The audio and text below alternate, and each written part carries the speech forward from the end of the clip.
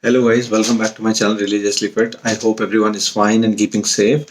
So guys, we have made good progress so far. Out of I think 16 chapters, we have completed 8 chapters, and today we'll be doing the chapter number 9, which is functional programming for stability, mobility and movement. So guys, see, the human body, the movement is completely dependent on how stable our torso, the mid region of the body, this region, torso is this, core is this, how strong and stable are these two regions. Okay, so if these regions are very much stable, then obviously the extremities, the hands and legs, okay, so those things will be mobile enough to help us with the activities of daily living. So first of all, we'll be talking about stability. We'll be talking about stability and mobility both in detail today. Okay, so let's start the chapter. So first topic is movement. Movement, under movement, there is first topic is called joint stability. So what is joint stability? Ability to maintain or control movement, joint movement or position. Okay, like there are so many joints, this shoulder joint, this elbow joint, knee joint, hip joint. Okay, so next thing is joint mobility. First thing is stability, ability to maintain or control joint movement or position, that is stability. And the second one is joint mobility, a range of uninhibited movement around a joint or a segment body or a body segment. Sorry. So like joint stability is how stable is this joint? Okay, is it in the right place and right position? And second is mobility, like can I is it completely mobile or there is any inhibition to the movement? Okay, like my hand is going in the upward direction, in the downward direction, okay, the inside, then outward, okay, it's completely mobile in nature. So that is called mobility, joint mobility.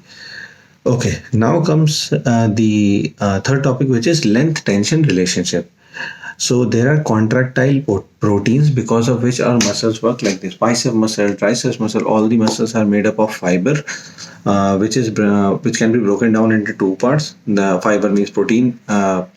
Because as we have studied in school time that proteins are the building blocks of body, so proteins are basically divided into two parts. First in actin and second is myosin. Okay, so I have made some handmade notes for this, so I'll be reading my handmade notes now.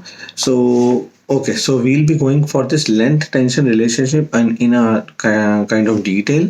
Okay, so what is a sarcomere? Sarcomere is the smallest working unit of a muscle. Okay, if you break down this muscle or any muscle of your body, the smallest unit is called sarcomere. It consists of contractile protein called as actin and myosin. So this muscle, the smallest working unit of a muscle, is can be divided into two parts. As I said in earlier, actin and myosin. Okay, so I made some diagrams also, like for example, right now the hand is in a normal position, so this bicep muscle is in normal position. If I do like this, then this is in the contracted position, okay, and contracted or flex position, okay, and this is normal resting biceps in normal resting position. Okay, so these are three positions. Okay, so now we'll talk about myosin, actin and myosin. So you can think it like there are two kinds of layers. Okay, first is this actin, this is actin, okay, and in between this actin is the myosin. Like this is a muscle, this is the smallest unit of muscle, which is called sarcomere, and now sarcomere is divided into two components, actin and myosin. So think this outer layers as actin, and the layer that is in between, this sandwich layer between that, is called myosin. Okay, so I will show you some diagrams as well. Maybe you'll be able to understand it in a better way. Okay, you can take a screenshot if you want, or else I will include these. If anyone wants my notes, they can ask me on Instagram or they can comment in the YouTube. So I'll provide my notes to them, so it will be easy for you to do the learning. Okay, so the muscle, as I said, there will be three positions of muscle: the normal positions, the lengthened position, and the short end position. Normal position is the normal arm resting against like this, normal. Lengthened is when I'm stretching my hand, okay, and the third one, contraction, is when I'm contracting my muscle. So when this muscle is in the optimum position, which is also called as normal position. So optimum position, the actin and myosin are lying on each other. Okay. But when I'm talking about the lengthened muscle, so actin is getting stretched. Okay, the outer layer is getting stretched, because of which the inside thing, which is called myosin, it is also getting also stretched. Okay, in between two actin, there is a myosin in between. And when these muscles are coming together, like when I'm contracting my bicep muscle, so in that case, this above this like actin, they are overlapping each other. Okay, and the myosin is also getting compressed. Okay, so length tension relationship is the muscle, the longer the lengthier is the muscle length, it's inversely proportional to the force production. Like for example, if the muscle length is now the shortest, okay, this is the resting position, lengthened position, and this is the shortest position, the contracted form of muscle. So right now, the amount of muscle contraction, the length of muscle will be shorter if the force production is higher. Like the force production is higher if you're carrying a dumbbell or doing any kind of exercise. At that time, the amount of, you can visualize that thing, that the amount of force production, the greater is the force production, the lesser is the size of muscle. Okay, so that is the relationship between the muscle length and force production. Okay, so relationship between sarcomere, that is the contractile protein, and their force generating capacity. Okay, that is what I told just now. Okay, so I'll read the definition also for the lengthened and shortened muscle. Extremely stretched sarcomere, that is beyond the optimum length, is called lengthened muscle, and shortened muscle is sarcomere shrinks, overlap of actin filament. Like I told you, two actin, between two actin filament is the myosin. So when the muscle is contracted, like you squeeze your bicep, so these both actin protein are coming onto each other. Okay, and when the muscle is lengthened, like in the eccentric contraction, the actins are like this. Okay, and the sarcomere is in between them. So what is shortened muscle?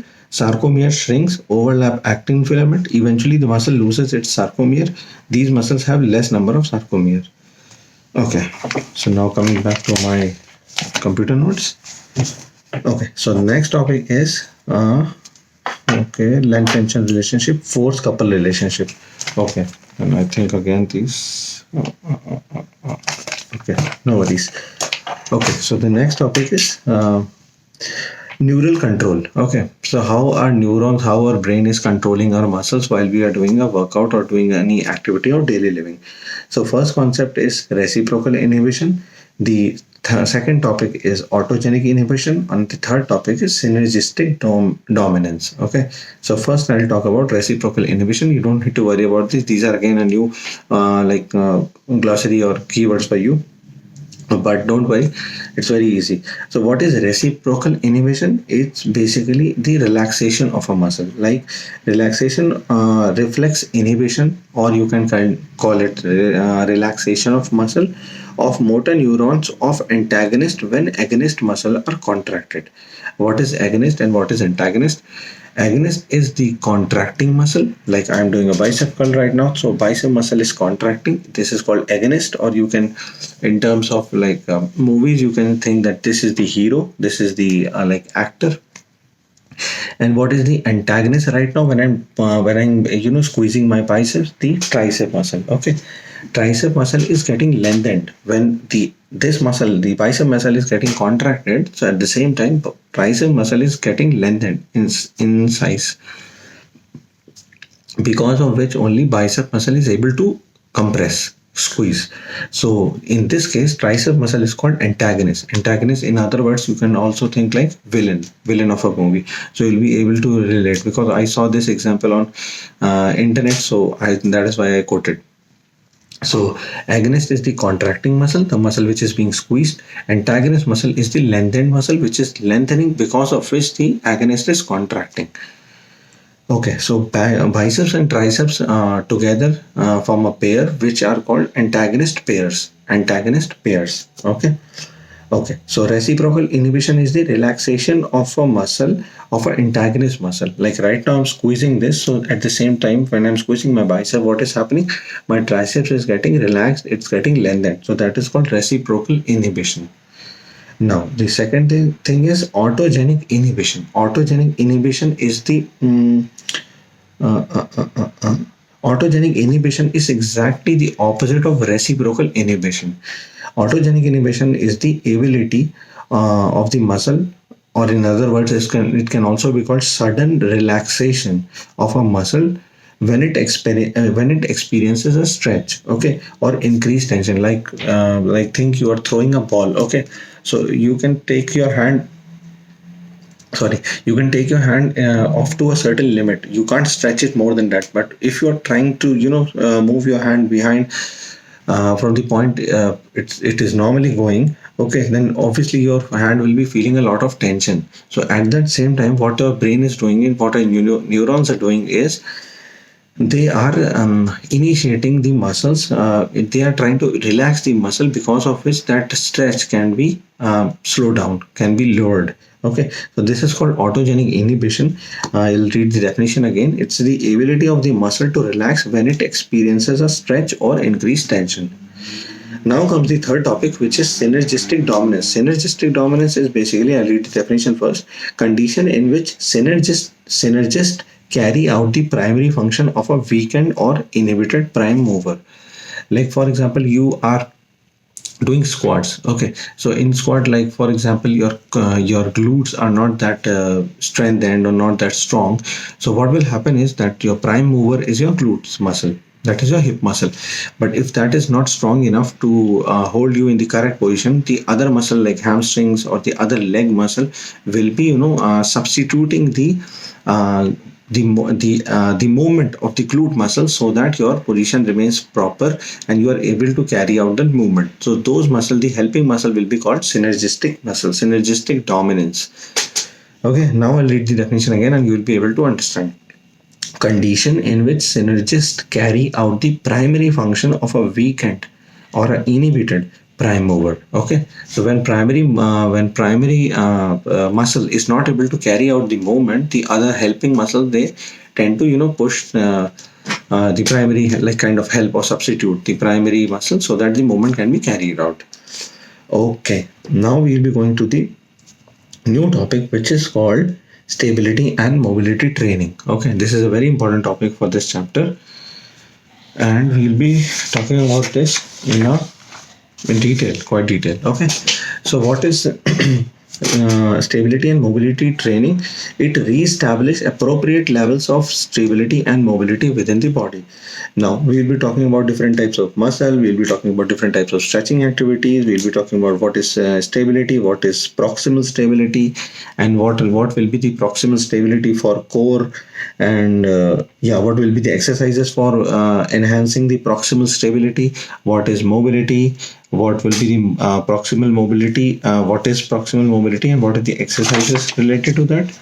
And then we will be talking about movement training for activities of daily living. Okay, so we start with the first topic under this stability and mobility training, that is slow twitch muscle fiber. What is it? Okay, the muscle fibers are of basically two types: slow twitch and fast twitch. Slow twitch muscles are used to enhance stabilizer muscle endurance, or in other words, I'll tell you, I have written down somewhere, I don't know where. Okay, in this side, what is to slow twitch muscle? These muscles are used for carrying on activities which includes which demands endurance, muscle endurance. So like muscle in your back of your leg or muscle in your back. Okay, these are made up of slow twitch muscle, and these kind of muscle help you in doing activities like sitting, standing, walking, slow jogging, biking, doing marathon runs, swimming in laps, and rowing. Okay, remember, I'll read it again for you so that you remember this. This is very, very important. Sitting, standing, walking, slow jog, biking, marathon, swimming, laps, and rowing. These kind of activity requires the type of muscle which are called slow twitch muscle. And what are fast twitch muscles? Which are used while doing intense activities like plyometrics or like sudden jumping. Okay, so activities like sprinting, powerlifting, jumping, doing burpees, doing lateral movements. Okay, these all movements require which muscles? Which are called fast twitch muscle. And again, for these fast twitch muscles are again divided into two more parts, which is, first one is called fast twitch 2A oxidative glycolytic, and the second is called fast twitch 2B fast glycolytic. And don't worry about these words, it's very very simple. So 2A oxidative glycolytic is what they use oxygen to convert glycogen to ATP. They use oxygen to convert glycogen to ATP. ATP, is the energy source of body. Adeno trisulfate, I think. This is what I studied in school time. And the other fast twitch muscle, that is 2B fast glycolytic, which rely on ATP stored in the muscle cell to generate energy. So the basic difference is, first one uses oxygen to convert glycogen into ATP. Glycogen is already stored in your liver and in your muscles. Okay, so it is using oxygen to burn that glycogen to release ATP. And the second one is directly using ATP to release energy in your body. Okay, so these types of two muscles are there, fast twitch muscles, 2A and 2B. It's easy to remember. Okay, so what are slow twitch muscles? I have written the definition, so I'll read it for you. Allows muscle to stabilize joint for extended period of time without fatiguing. Fatiguing is tiredness. So like if you're walking, standing, sitting, slow jogging, biking, marathon, swimming, lap, rowing. So these are kind of long duration activities. Okay, so slow twitch muscles help them to do this. Now coming to the stretching, there are various types of stretching. First is SMR, then static, then PNF, then dynamic, then ballistic. And what are these? SMR is self myofascial release. It's a very very easy technique of stretching in which you can use foam rollers, you can use tennis balls or any handheld devices, handheld rollers. Okay, you can get these in supermarkets as well. And if you don't have these, you definitely will be having that is called in Indian kitchen, that is called a balan. You must be having that thing in your house. If you are not able to get foam rollers, tennis balls or handheld rollers, definitely you can get a balan, that is used for making breads, Indian breads. So you can gently use that roller or this thing onto your muscle or like hands, and slowly roll it forward and backwards. So you will be feeling a lot of tension free in your tension free muscles. Okay, so that is called self myofascial release. The second one is static stretching, that is just without doing any movement, without uh, uh, uh, uh, uh, I wrote somewhere the definition as well.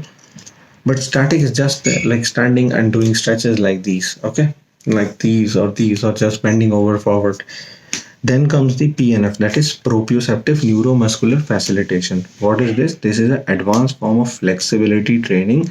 It involves stretching and contracting of a muscle group. This is used for increasing the range of motion and improving flexibility. Okay. Now comes the dynamic stretching. What is the dynamic stretching? This is movement based stretching.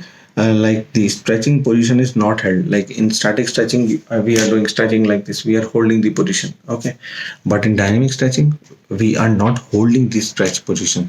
In static stretching, there is no movement involved. You are just standing in some position, but your body is not just moving. You are trying to stretch your body in a static state, like you are bending forward and touching the ground or touching your toes. Okay, that is called static stretching.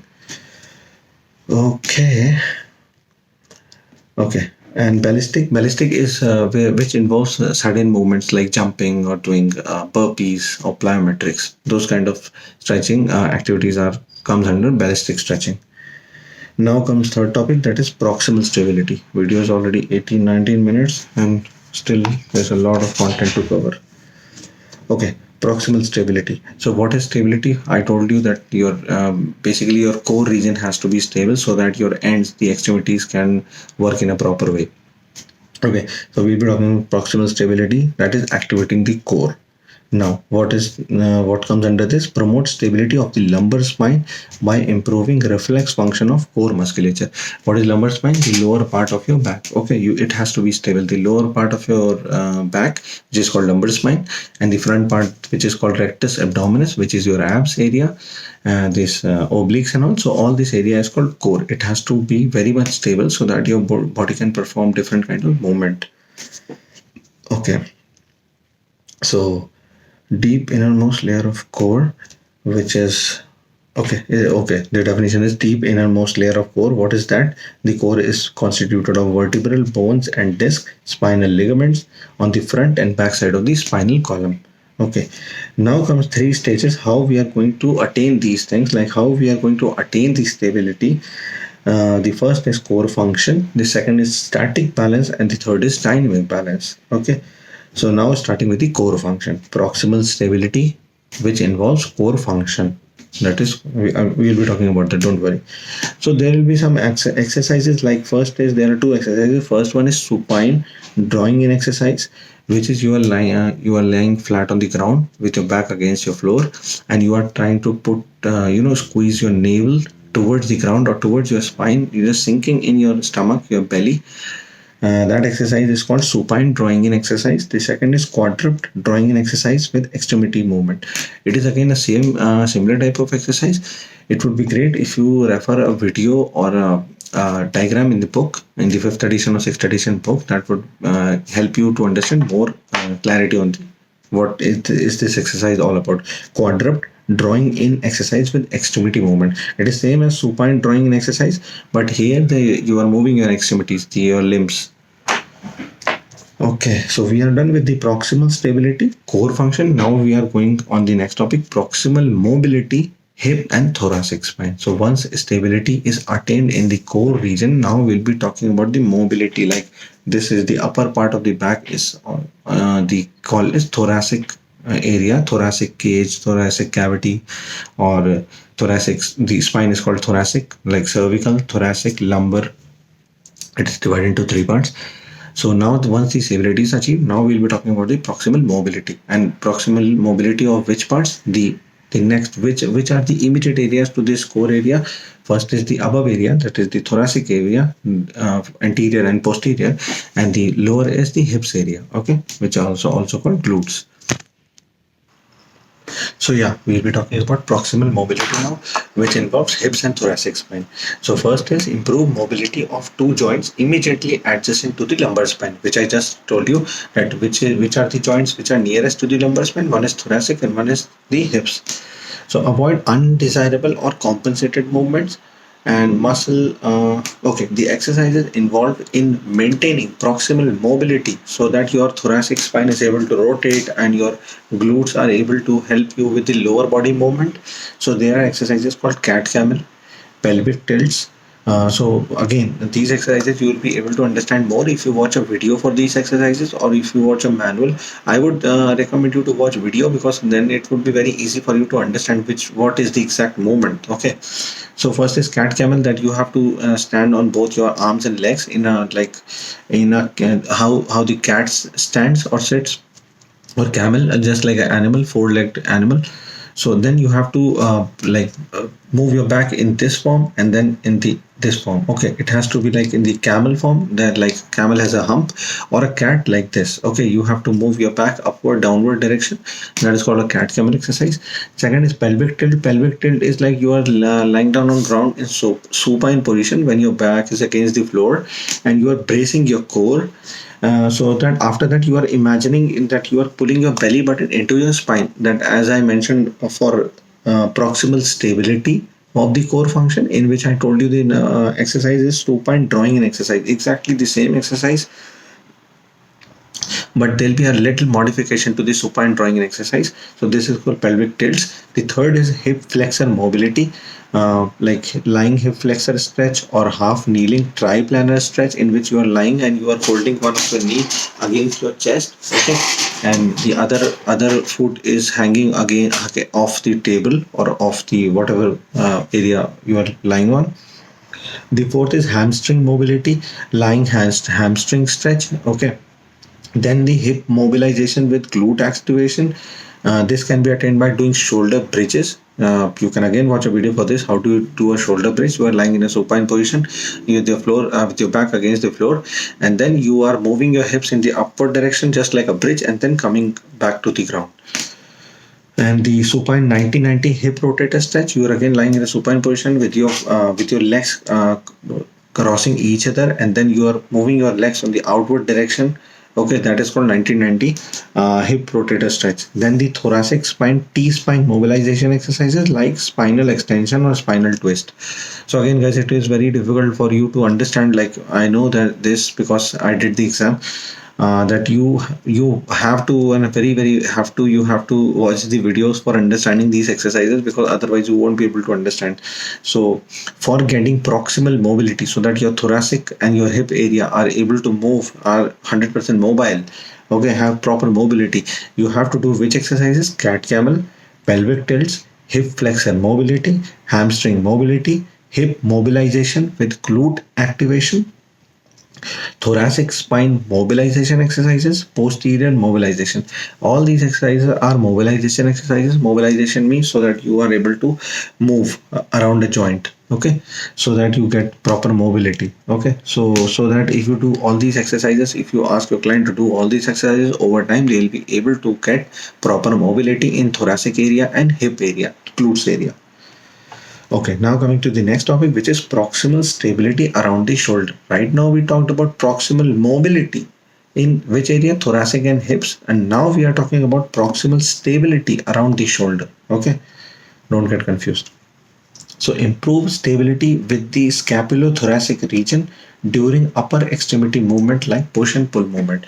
Right now we are talking about shoulder press. Okay, for doing this shoulder press, your shoulder has to be very much stable. Otherwise, if they are not stable, your movement will be like this, or you are not able to balance. If you're holding a bar in your hand, that would definitely will not be a balance movement, like both of your arms going upward direction and both your arms coming in the downward direction at the same pace, at the same level height.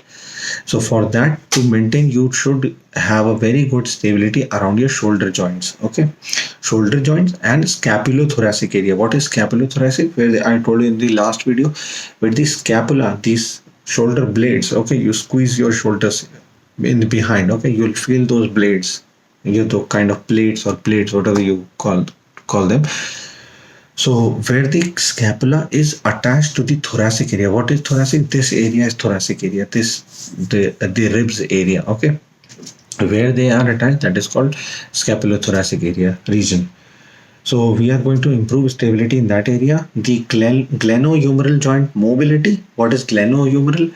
That is this capsule. Okay, this is humerus. Okay, so this joint is called glenohumeral. I'm also not able to say that. This joint has to be mobile, so because of which only we are able to do these movements, or the internal movement or the external movement, okay, the outward movement, downward movement. Okay, so promoting stability within the thoracic scapulothoracic region. Now we are talking about promoting the stability in the scapulothoracic region. This topic is all about proximal stability around shoulder. So that's the other word for that is scapulothoracic region. Okay, so we are going to talk like how we can enhance the stability in the scapulothoracic region by doing which exercises? These ones. Thoracic. We will be doing thoracic mobility exercises. We will be doing tissue extensibility, like again self myofascial release, inferior capsule stretch, posterior capsule stretch, anterior capsule stretch, superior capsule stretch. Okay, these are talking all about deltoid, the front, the mid, and the back, the anterior, the mid, and the posterior part of the deltoid, so that we get good mobility in this region, scapulothoracic region, and the glenohumeral joint. The glenohumeral joint. Okay. Healthy rotator cuff muscle function. For getting proximal stability around shoulder, we should have very good thoracic mobility. We should have tissue extensibility. We should have healthy rotator cuff muscle function. We should have muscle balance with parascapular muscles. We should have ability to resist upward glide. These are very heavy words. I won't be saying these now because it will be very tough for you to grasp. We will be able to cover all these things in the coming video, but okay. And the last thing is closed chain kinetic movement. What is closed chain? There are two types of movement: open chain and closed chain. Open chain, think of as a bench press. That's an open chain because your extremity is like free. It's not closed. Your legs are not closed, like they are not, they are free basically. And the closed chain is like doing a push-up. when your extremities are engaged. Okay. Okay, bench press, push up. Okay, close. Perfect. So close chain kinetic movements, as I just told. Okay, the definition is there. Okay, so now we will be talking about static balance, how to maintain static balance. So there are training variables involved in static balance, like the factors because of which we get static balance. How do we, which are called training variables. If you get to do all these training variables, you will be able to maintain static balance. First is 2 to 3 times per week workout. Okay, do at the beginning of workout, like doing stretching exercises, and one set of 2 to 4 reps each for 5 to 10 seconds. These are static stretching. These are the training variables for static stretching. 2 to 3 times per week, do at beginning of workout, one set of 2 to 4 reps each for 5 to 10 seconds. And what are the training conditions? With these were training variables. Now we are talking about training conditions. That is narrowing of base of support, raising the center of gravity, shifting the line of gravity. So when you are training yourself, or when you are training your client, while doing the static stretching, to get a good static stretching, what are the standard practices, which are 2 to 3 times per week, do at beginning of workout, one set of 2 to 4 reps each for 5 to 10 seconds. These things you have to ensure, which are also called training variables. And training condition is when you're doing these kinds of static stretching, then you have to sometimes you have to narrow the base of support, sometimes you have to raise the center of gravity, and sometimes you have to shift your line of gravity. So again, for understanding this topic, try to refer some videos on YouTube, so you will be able to understand what is how to achieve static balance. Okay. Now the next is dynamic balance. Body has to react to changing surfaces. Like in the earlier part, we sometimes we reduce the base of support, like rather standing on two legs, we are standing on a stance position, like not this position, one leg at the front, one leg at the back. Now comes the last thing, which is single leg stand patterns, identifying imbalances. Exercises will be single leg stands, static balance on single leg. So these all things for maintaining good balance. Okay. Now coming to the last topic of this chapter, which is movement training for activities of daily living. Okay. So there are 5 types of movement which are involved. 6 types of movement which are involved in the activities of daily living, like you are pulling something, or you are pushing something, or you're opening the door, or you're taking something out of your cupboard, you are moving your hand upward to get something. So these are activities of daily living. So what movement trainings are involved in these? First one is bend and lift. Bend and lift, like this is a very normal thing in your household. You bend and you try to lift anything off the floor or something like that. So this is called, the exercises will be involved, will be lower extremity,